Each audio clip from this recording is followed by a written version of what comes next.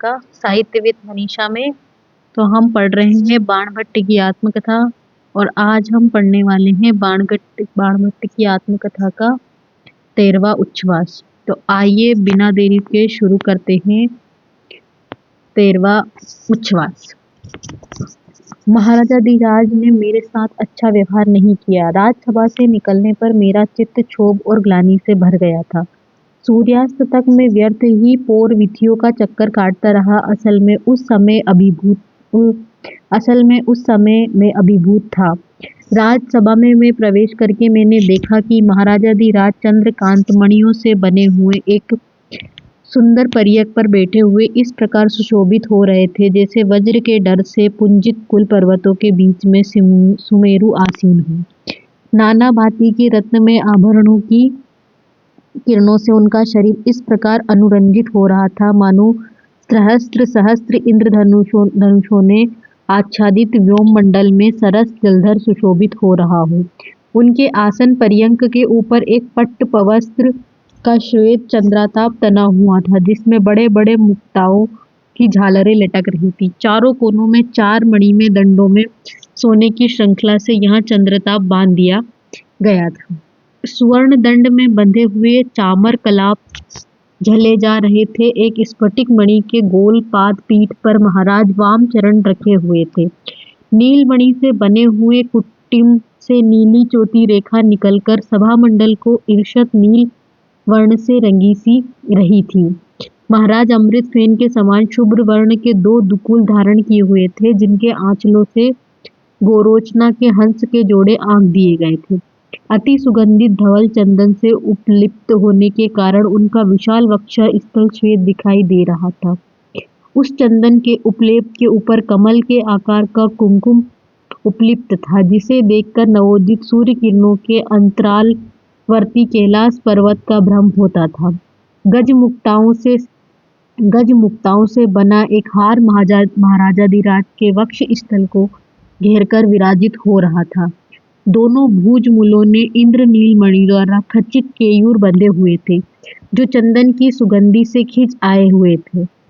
वलित भुजंग से सुशोभित हो रहे थे। कानों में इष्टालंबित उत्पल अत्यंत मनोहर दिख रहे थे। अष्टमी के चांद के समान विशाल ललाट पट्ट से दीप्ति सी निकल रही थी तथा शिरोदेश की चूड़ा निहित बकुल माला की सुगंधि से राजसभा आमोद मगन हो रही थी।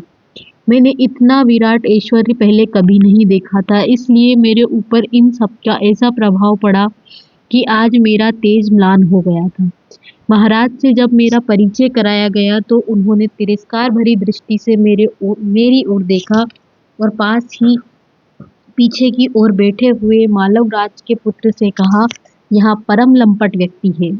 मेरे कान तक की शिराएं लाल हो गई। तीव्र मानस संताप से सारा शरीर जल उठा। मुझे ऐसा मालूम हुआ कि मैं चक्कर खाकर गिर जाऊंगा। अगर विशाल ऐश्वर्य देखकर मैं अभिभूत न हो गया होता तो निश्चय ही इसका उपयुक्त उत्तर देता। वस्तुतः जब मैं बाहर निकल आया तो मेरे मन में हजार हजार उत्तर उद्भूत और विलीन होने लगे। मैं अपने विष से आप ही दीर्घकाल तक जलता रहा। मुझे उस समय अपने प्राणों की कोई परवाह नहीं थी, परंतु फिर भी ऐसा उत्तर नहीं दे सका जो उचित कहा जा सकता है, जो महाराजा धीराज को यह अनुभव करा देता कि महाराजा होने मात्र से किसी को किसी के विषय में अनर्गल विचार रखने का अधिकार नहीं हो जाता। पर उस समय मैं मूक की भांति, स्तब्ध की भांति, जड़ की भांति देर तक हाथ जोड़े खड़ा था। महाराजा धीराज अन्यान्य कार्यों में लग गए। मेरी उपस्थिति की ओर उन्होंने ध्यान नहीं दिया, मानो कोई हूं ही नहीं। ऐश्वर्य, मद और तेजो भ्रष्टता का यहाँ विभत्स प्रदर्शन था। थोड़ी देर तक इसी प्रकार बीता, फिर एक बार उनकी दृष्टि मेरी ओर फिरी। वस्तुतः उन्हें भी अपने वाक्य पर खेद था। आश्चर्य यहाँ था कि सारी राजसभा चुप थी। किसी ने इस स्पष्ट प्रमादपूर्ण व्यवहार के विरुद्ध कुछ बोलने का साहस नहीं किया। मैं कुछ संभल गया था। कंठ साफ करके बोला, अपराध क्षमा हो देव, आप चक्रवर्ती राजा है। आपके श्रीमुख से निकली हुई यहाँ बात पक्षपातहीन तत्वज्ञ सी नहीं है। आप अश्रद्धाधान की भांति, नेय की भांति, लोक वृत्तांत से अनभिज्ञ की भांति बात कर रही हैं। राज राजेश्वर को क्या इस प्रकार निर्णयात्मक दोषारोप करना उचित है? न जाने किस दुर्जन ने मेरे विरुद्ध आपसे क्या कह रखा है, उसी के आधार पर मुझे आत्मदोष को जानने दिए बिना आप ऐसी बात कह रहे हैं। मैं सोमपाई वात्सायनों के विमल वंश में उत्पन्न हुआ हूँ। यथा काल उपनयनादि संस्कारों से संस्कृत हूँ। सांगवेद का अध्ययन करने का सुयोग पा चुका हूँ। यथाशक्ति शास्त्रों का अभ्यास भी कर रहा हूँ। मैं किस अपराध के कारण लंपट बताया जा रहा। महाराजाधिराज का चित्त जरा कोमल हुआ। उन्होंने धीरे से कहा, मैंने ऐसा सुन रखा है। एक बार फिर उपेक्षा से मेरी ओर देखकर वे अन्य कार्यों में लग गए। ना बैठने को आसन दिया और ना तांबूल वीटिका से सत्कार किया। इस बार मेरा आवारा मन मुंह जोर घोड़े की तरह लगाम से विद्रोह कर उठा। महाराजाधिराज ने मेरी लंपटता की बात सुनी है। मैं इनकी लंपट शरण्यता को जानता हूँ। ना जाने मोखरियों के छोटे महाराज जैसे पाप लिप्त कितने सामंत इनकी छाया पाकर दुर्दुष हो गए। इन्होंने मेरे विरुद्ध सुना है। क्या सुना होगा भला? यही ना कि मैंने छोटे महाराज के अंतःपुर में प्रवेश किया था, वहां से भट्टिनी को छुड़ा ले गया। मेरी यही लंपटता है और यही इनका ऐश्वर्य दंभ। धिक, क्रोध के मारे मेरे अधर प्रस्फुरित हो गए। मैं कुछ कहने जा ही रहा था कि कुमार कृष्णवर्धन की ओर मेरी दृष्टि फिरी। उन्होंने संकेत किया कि शांत हो जाओ। मंत्र रुद्ध पद दलित भुजंग की भांति में जैसे का तैसा रह गया। थोड़ी देर बाद महाराज ने मेरी ओर दृष्टि फिराई। इस बार कुमार कृष्णवर्धन खड़े हो गए। उन्होंने विनीत भाव से निवेदन किया, देव बाणभट्ट पवित्र वात्सायन वंश के तिलक है, उनका उपयुक्त सम्मान होना चाहिए। महाराजाधिराज ने मौन भाव से कुमार की बात का समर्थन किया। कुमार ने मुझे चलने का इशारा किया और मैं जरा औद्धत्य के साथ ही राजसभा से बाहर निकल आया। आज मैं अपनी बात पर विचार करता हूँ तो ऐसा लगता है कि मैं यदि उस दिन कुछ औदात्य कर बैठता तो वहाँ एक महान अनर्थ होता। मेरा अभिभूत हो जाना उस दिन अच्छा ही हुआ। बाद में दीर्घकाल तक महाराजाधिराज के संसर्ग में रहकर मैंने जाना कि वस्तुतः उनका हृदय फूल से भी अधिक कोमल है। उस दिन उन्होंने मेरे साथ जो व्यवहार किया उसे बहुत दयापूर्ण कहा जाना चाहिए, क्योंकि मेरे संबंध में जो कुछ बताया गया था वहाँ अत्यंत घृणित था। जो हो, उस दिन मेरा मन विक्षुब्ध था। मैंने बिना किसी उद्देश्य के नगर की गलियों में प्रमत्त की भांति चक्कर काटता रहा। संध्या समय नगर वीथियों के प्रदीप जलाए जाने लगे। पक्षीगण अपने अपने कुलायों में लौटने लगे और स्वच्छ नील आकाश में दो एक नक्षत्र चमक उठे। मैं भटकते भटकते उस स्थान पर पहुंच गया जहां निपुणिका की दुकान थी। पहचानने में मुझे बिल्कुल आयास नहीं करना पड़ा, परंतु भट्टिनी की बात मुझे याद आ गई। सुचरिता कहीं यहीं रहती है, क्यों ना उसका समाचार लेता चलूं। महाराजाधिराज से मुझे कुछ लेना देना नहीं है। उनसे भट्टिनी के विषय में मैं बात भी नहीं करना चाहता। कुमार कृष्णवर्धन इतने अधिक नीति निपुण हैं कि उन्होंने मेरी बातें समझ में ही नहीं आती। वे क्या चाहते हैं वे ही जाने। आचार्य सुगतभद्र से कुछ सहायता पाने की आशा रख सकता हूँ, परंतु वे कुमार के भरोसे ही बैठे रहेंगे। सुचरिता के पास जाने में बाधा क्या है? किसी के अप्रसन्न होने की चिंता नहीं है, परंतु सुचरिता कहाँ रहती है उसे यहाँ कोई पहचानता नहीं है। किसी से उसके बारे में पूछना क्या उचित है? इतना तो निश्चित है कि वहाँ यहीं कहीं रहती है। किसी वृद्ध पुरुष से पूछना ही उचित है। स्थानीश्वर के युवकों को मैं जानता हूँ। वे अज्ञ को उपहास मात्र समझते हैं, पूछने वाले को मूर्ख बनाने में रस पाते हैं। इसीलिए मैंने एक वृद्ध सज्जन से रास्ते पर एक ओर जाते देखकर पूछा, कुछ पूछना चाहता हूँ आर्य। क्या आयुष्मान? आर्य इस नगर के निवासी हैं। दीर्घकाल से इस नगर में ही वास कर रहा हूँ भद्र, परंतु मैं निवासी काशी का हूँ। इस नगर से प्रायः पूरा परिचित हूँ। क्या पूछना है तुम्हें? नए आए हो क्या? हाँ आर्य, कल ही आया हूँ, मगधवासी हूँ। कल आए हो? इसके पहले कभी नहीं आए? फाल्गुन में 2-1 दिन के लिए आना हुआ था आर्य। वृद्ध की मुख मुद्रा प्रसन्न दिखी। उनके वली कुंचित कपोल प्रांत मधुर हास्य से विकसित हो गए। बोले, 3 महीनों में स्थानेश्वर में बहुत परिवर्तन हो गया है। वहाँ जो सामने विशाल आयोजन देख रहे हो, 3 महीने के भीतर ही वहाँ इतना व्यापक हो गया। आज नगर में ऐसी स्त्री नहीं जो इस विचित्र धर्माचार की भक्तिधारा में ना बह गई हो। पुरुषों का एक दल भी इस आयोजन में शामिल है। कान्यकुब्ज विचित्र देश है आयुष्मान। काशी में लोग धर्म के नाम पर इस तरह उतराकर नहीं बहते। मुझे वृद्ध की दुर्बलता समझ में आ गई। मैं स्वयं काशी में पुराण पाठ करके सहस्त्रों नर नारियों को उन्मत्त बना चुका हूँ, इसलिए इस विषय में मुझे वृद्ध को प्रामाणिक समझने की जरूरत नहीं, परंतु उनसे मनोरंजक समाचार मिल रहे थे, इसलिए मैंने थोड़ी स्तुति की। काशी की बात और है आर्य, वहाँ विद्या की पीठ स्थली है, शास्त्र ज्ञान की जननी है। वृद्ध और भी उत्साहित हुए और बोले, आज से कई महीने पहले से श्री पर्वत के वैष्णव तांत्रिक वेंकटेश भट्ट इस नगर में आए हुए हैं। मैंने बीच में ही टोका, क्या कह रहे हैं यार? श्री पर्वत तो वामाचारियों और कपालिकों की साधना भूमि है, वहाँ वैष्णव तांत्रिक साधना भी है। यहाँ बात तो नहीं सुन रहा हूँ। वृद्ध ने मंद स्मित पूर्वक उत्तर दिया, स्थानेश्वर में आए हो तो बहुत सी नई बातें सुनोगे भद्र। ये वेंकटेश भट्ट पहले उड्डयन पीठ में सोगत तंत्र की उपासना करते थे, वहाँ से ना जाने क्या बात हुई कि ये श्री पर्वत पर चले आए। अब तो इस नगर को ही पवित्र कर रहे हैं। शुरू शुरू में कुछ चपल स्वभाव स्त्रियों ने ही उनसे दीक्षा ली थी। एक छोटे अंतःपुर की परिचारिका न्यूनिया थी, उसने उनसे प्रथम दीक्षा ली थी। वहाँ तुरंत कहीं अंतर्धान हो गई। दूसरी चेली उसी की एक सखी सुचरिता हुई, इसी गली में वहाँ गाने में प्रसिद्ध थी। वहाँ इस समय नगर की प्रधान भक्तिमती मानी जाने लगी है। अब तो यहाँ हालात है कि संध्या हुई नहीं कि नगर का अंतःपुर निःशेष भाव से उलटकर इस आयोजन में शामिल हो जाता है।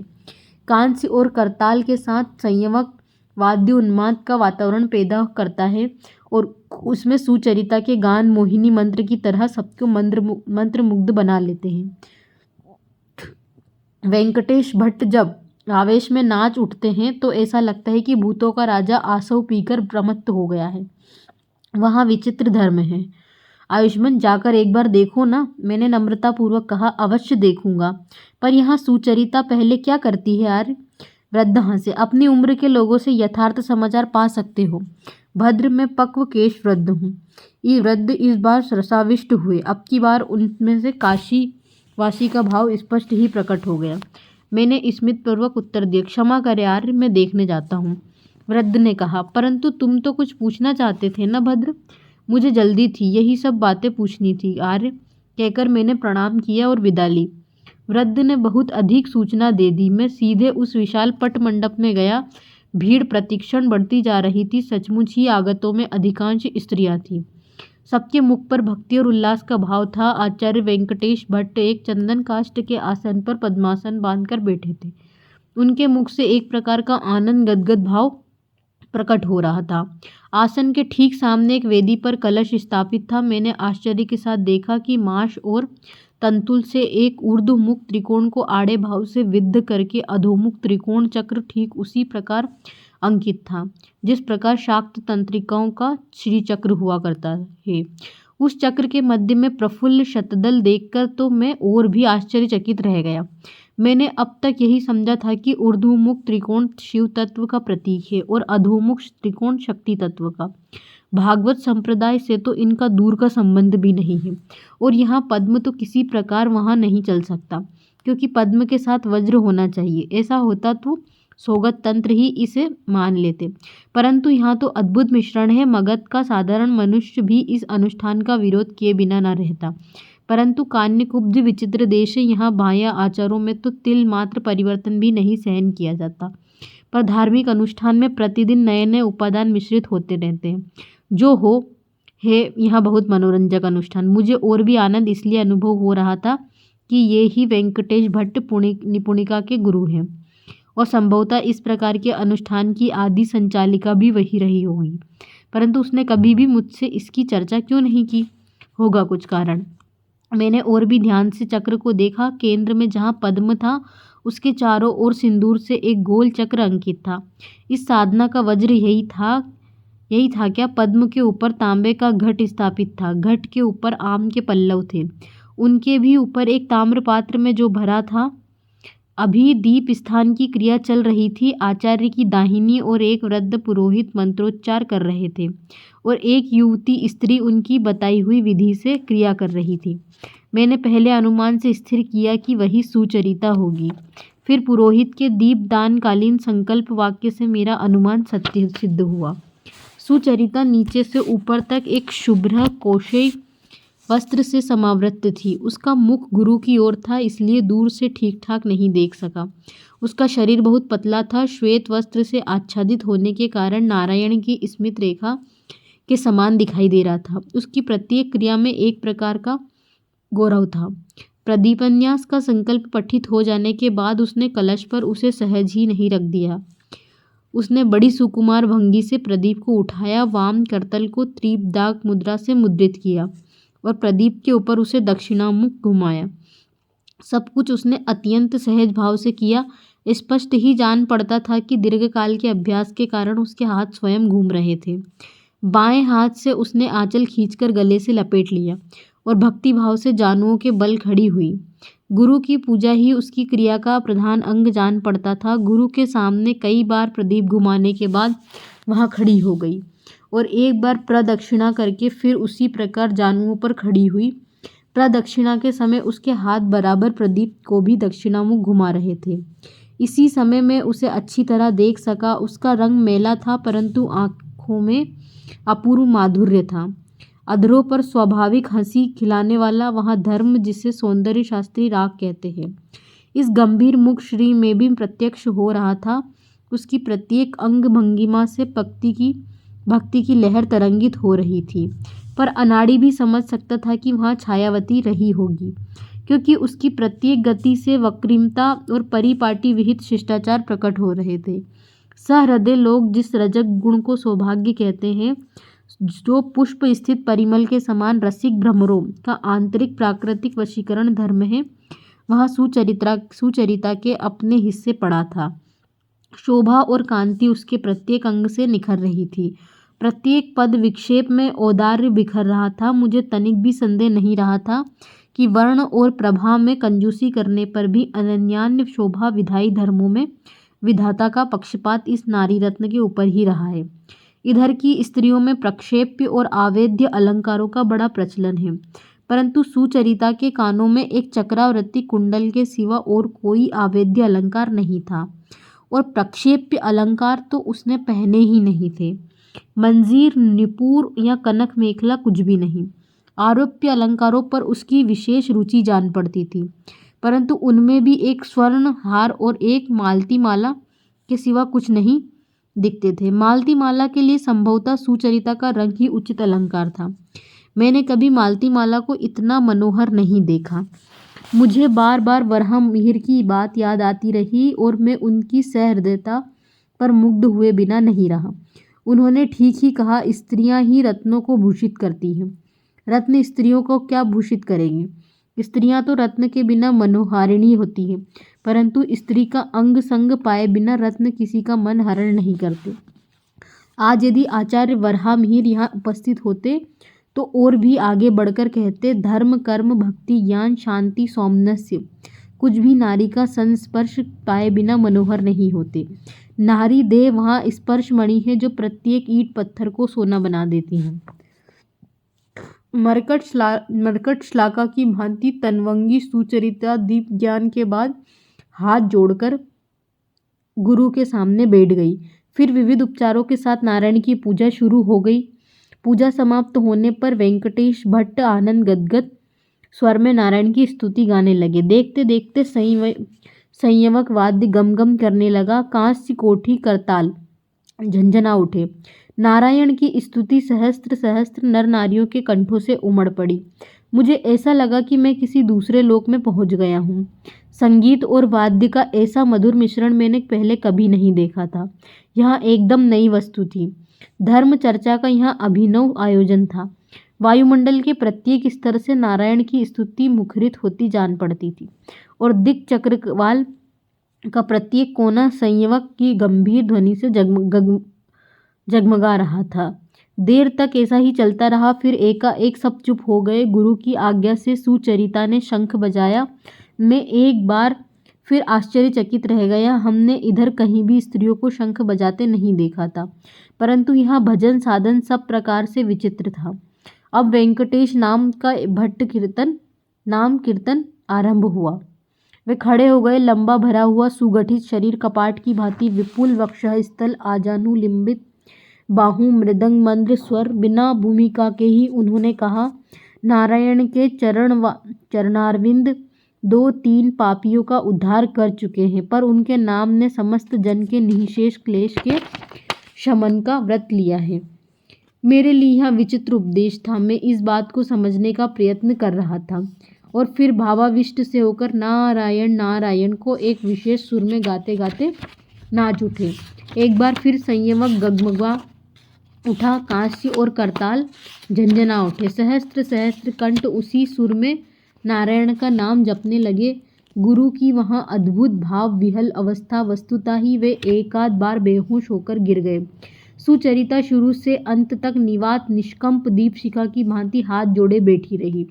बड़ी देर तक वह भजन चलता रहा। अंतिम कार्य सुचरिता का गान था। आहा, संगीत की ऐसी शीतल मंदाकिनी भी इस मर्त्य लोक में है। समस्त जनमंडली जड़ की भांति, स्तब्ध की भांति चुपचाप उस मधुर धारा में स्नान कर रही थी। जब गान समाप्त हुआ तो मानो सबकी संज्ञा लौट आई। धीरे धीरे भीड़ कम होने लगी। शिष्यों में गुरु को यथास्थान पहुंचा देने की व्यस्तता दिखाई पड़ी। सुचरिता अंत तक सभा मंडप में ही रही। जब सब लोग विदा हो गए तो कुछ सेवकों को उस मंडप की वस्तुओं को संभालने का भार देकर वहां भी निकल पड़ी। अवसर देखकर मैं उसके पास गया। सुचरिता जब अपने घर के दरवाजे तक पहुंच गई तो मैंने साहस पूर्वक पुकारा, शुभे, अनुचित न माने, मैं कुछ निवेदन करूं। वहां तुरंत लौट पड़ी। मेरे पास आकर बोली, कुछ सेवा कर सकूं तो मैं धन्य होंगी यार।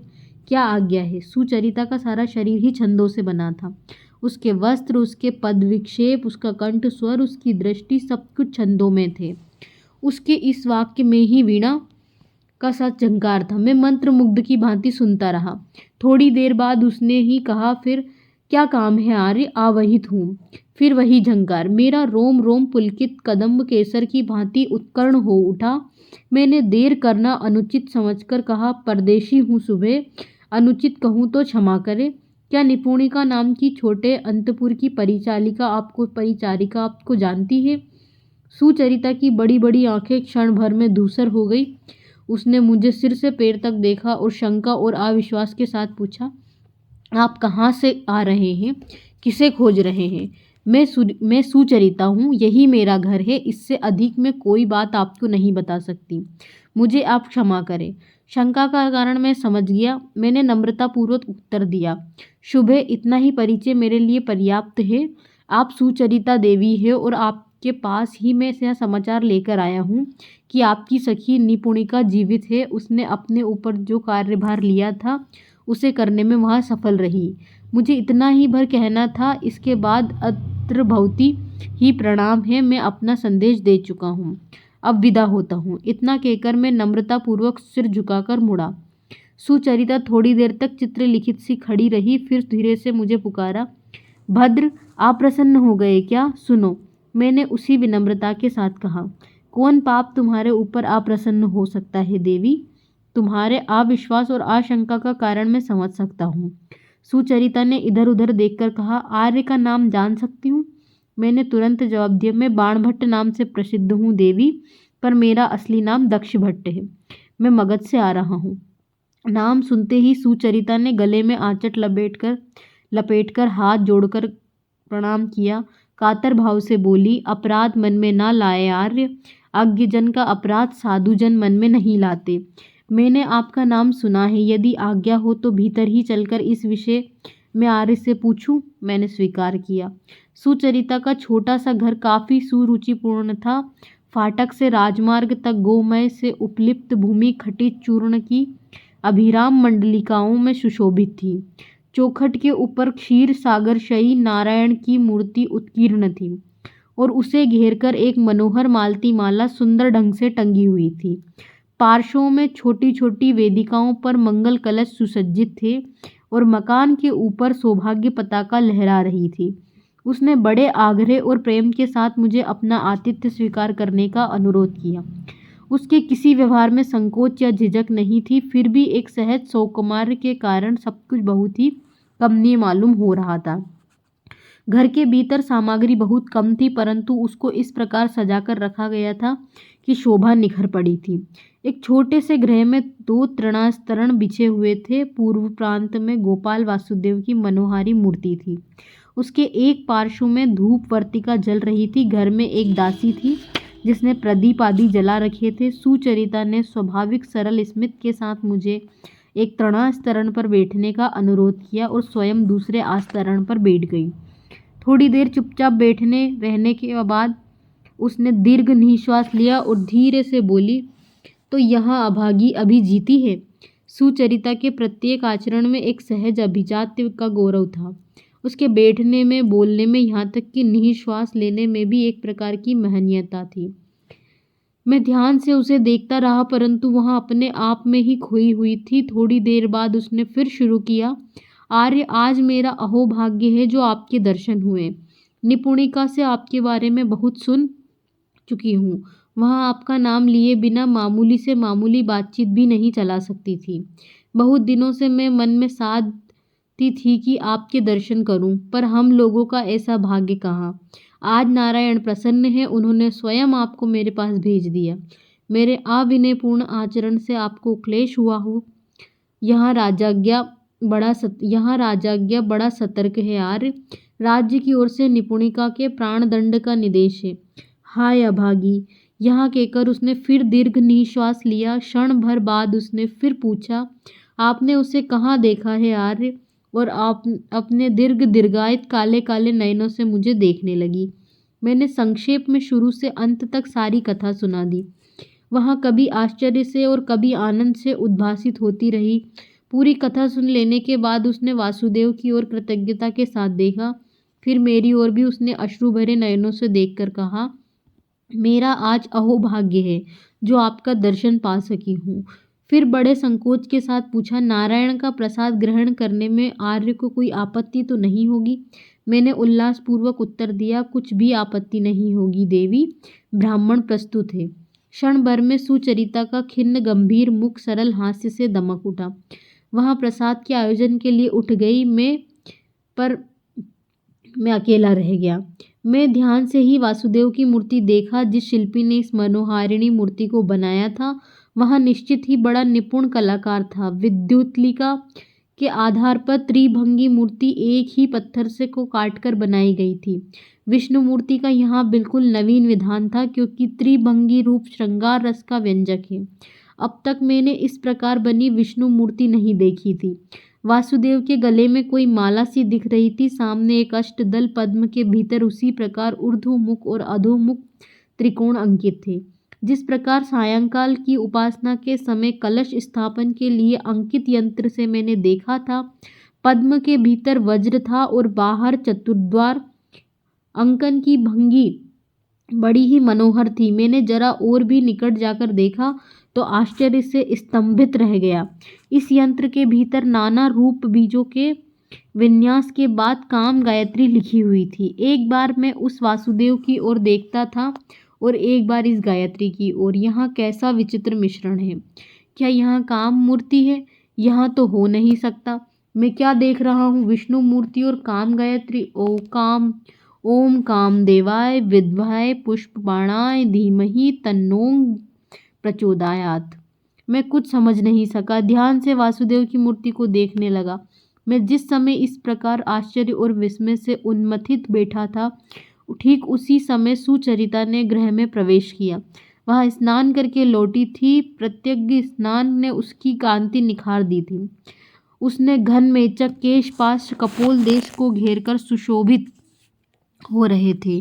पीत कोशे उसने घन मेचक केश पाश कपोल देश को घेरकर सुशोभित हो रहे थे। पीत कोशे वस्त्र से लिपटी हुई उसकी अंगयष्टि सुवर्ण शलाका के समान मनोहर दिख रही थी। उसके हाथ में वासुदेव को निवेदित करने के लिए कुछ उपायन थे।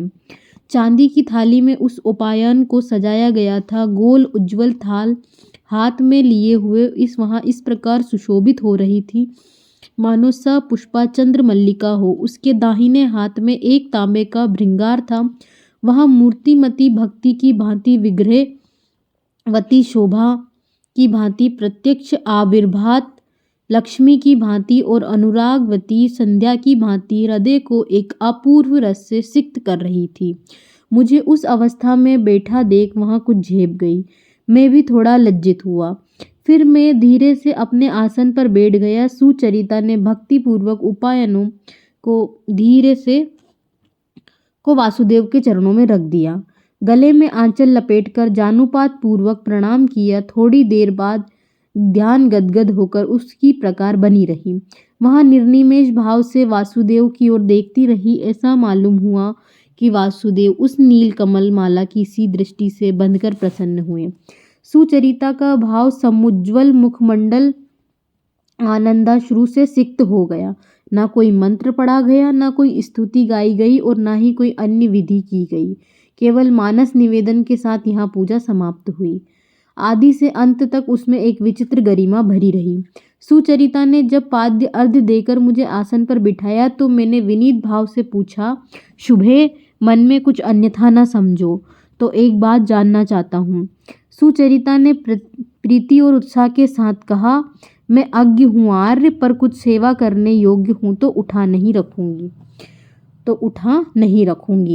क्या आज्ञा है?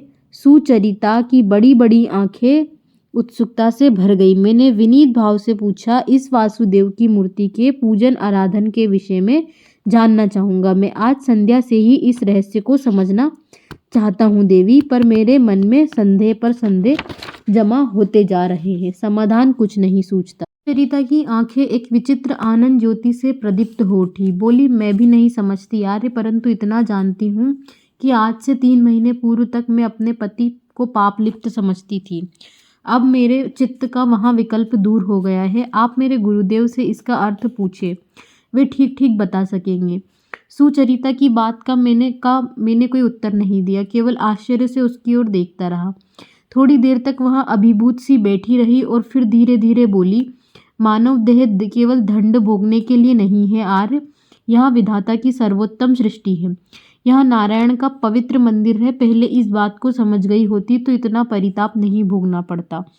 गुरु ने मुझे अब यहाँ रहस्य समझा दिया है। मैं जिसे अपने जीवन का सबसे बड़ा कलुष समझती थी, वही मेरा सबसे बड़ा सत्य है। क्यों नहीं मनुष्य अपने सत्य को अपना देवता समझ लेता?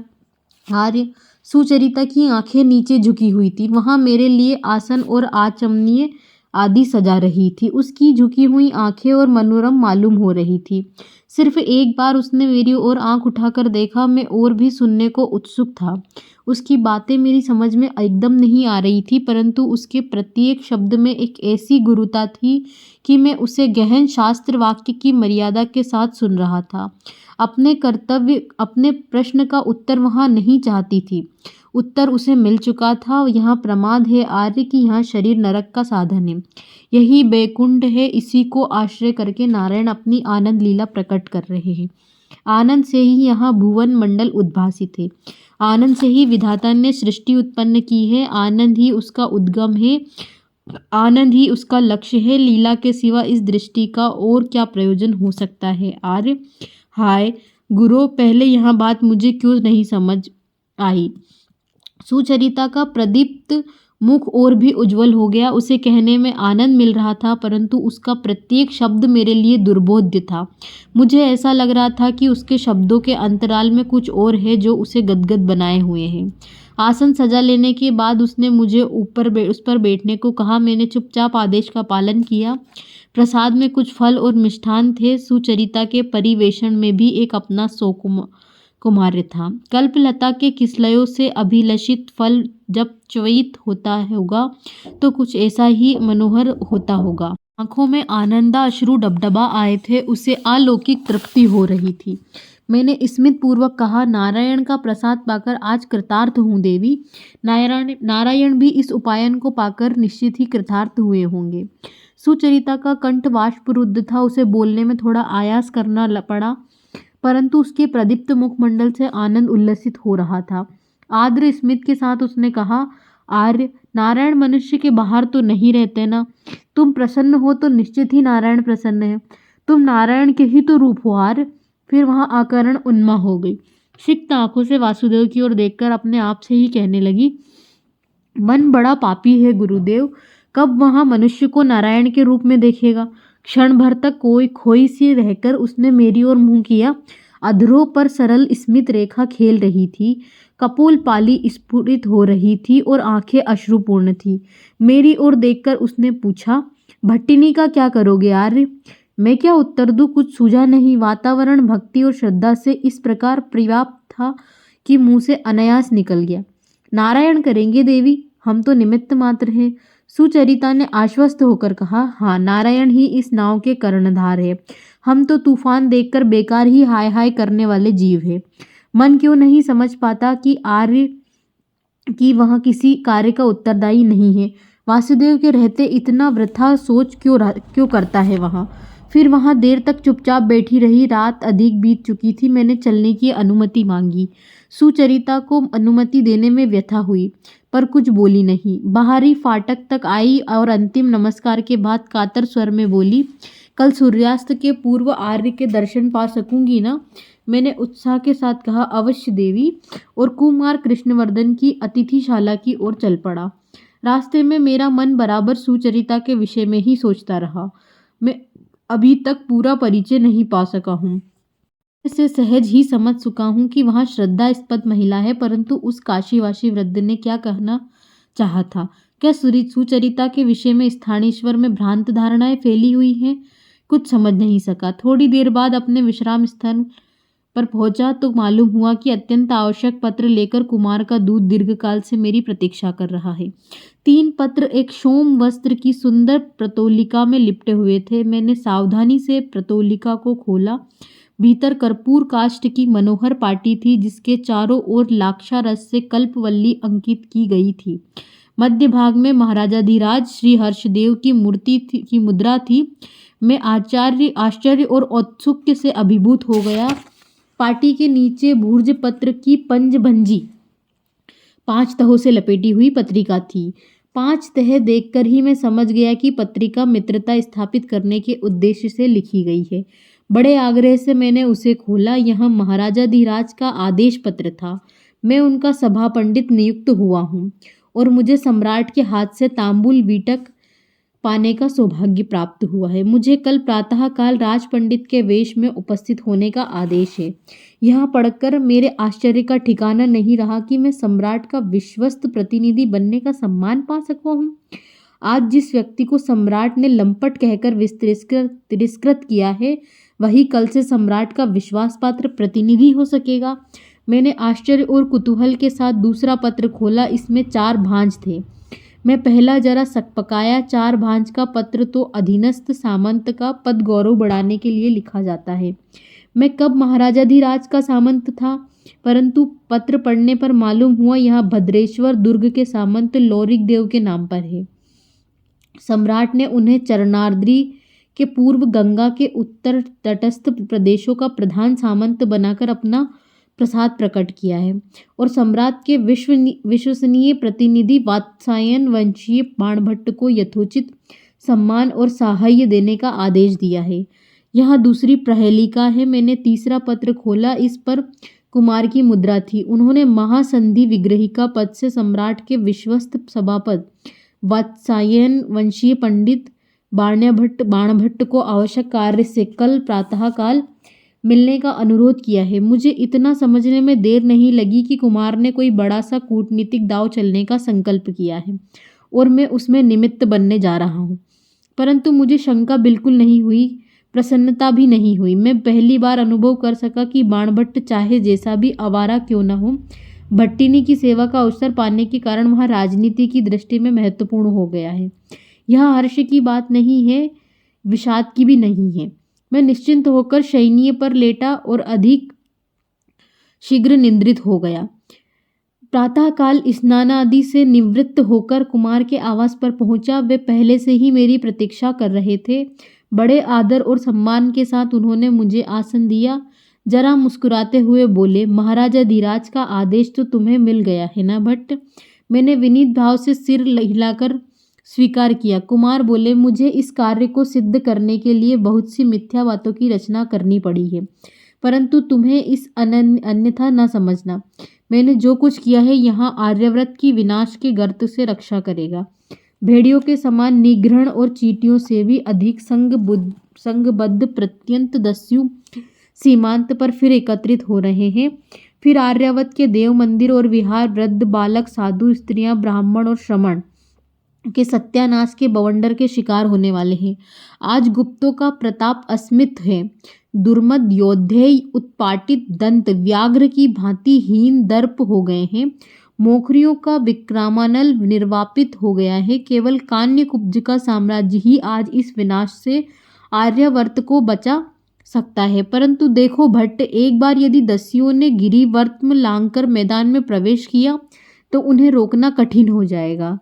इस विषम संकट से मुक्ति पाने का एकमात्र आशा स्थान भट्टिनी के पिता है। वे इस समय खिन्न और हतोत्साह स्थानेश्वर के बौद्ध नरपति से असंतुष्ट है और मोखरियों के गुरु भरभू शर्मा के प्रभाव में है। मैं देखता हूँ कि तुम्हारे ही हाथ में उनको प्रसन्न करने का अस्त्र है। भट्टिनी को कान्यकुब्ज में उसी सम्मान के साथ रखा जाएगा जो सम्राट की भगिनी के उपयुक्त है, परंतु उनकी प्रतिज्ञा है कि इस राजवंश के किसी भी गृह में वे आश्रय नहीं लेगी।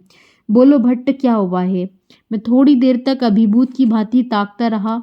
कुमार ने उत्तर की प्रतीक्षा किए बिना ही फिर आरंभ किया। तुम मोखरी कुल राजलक्ष्मी महारानी राजश्री को जानते हो ना? मैंने फिर सिर झुकाकर स्वीकार किया। कुमार बोले, भट्टिनी उन्हीं की अतिथि रहेगी। यहाँ लो निमंत्रण पत्र। इतना कहकर कुमार ने चांदी की प्रतोलिका में चिन्हांशुक से समावृत पत्र मेरे हाथों में रख दिया। मेरे उत्तर की प्रतीक्षा किए बिना बोले, इसके बाद तुम जैसे बने भट्टिनी को यहाँ ले आओ। वह जो भी चाहे उसे तुम सम्राट के प्रतिनिधि के रूप में स्वीकार कर सकते हो। तुम कल ही जा सकते हो। लौटकर तुम्हें ही पुरुषपुर जाना होगा। सब कुछ सावधानी से और शीघ्रता के साथ करना होगा। भट्ट, तुम्हें महानाश से आर्यावर्त की रक्षा करनी है। तुम्हारी कोई भी असावधानी लाख लाख निरीह जनों के सत्यानाश का कारण हो सकती है। आज तुम महाराजाधिराज से मिल लो। कुमार ने मुझे बोलने का अवसर ही नहीं दिया। उनकी बातें ऐसी नपी तुली भावुकताहीन और साफ थी कि मैं कुछ सोचने विचारने का अवसर ही ना पा सका। केवल विनीत भाव से सिर झुकाकर स्वीकारता गया। कुमार ने उपसंहार करते हुए कहा, तो उठो भट्ट, देर करने से अनर्थ हो सकता है।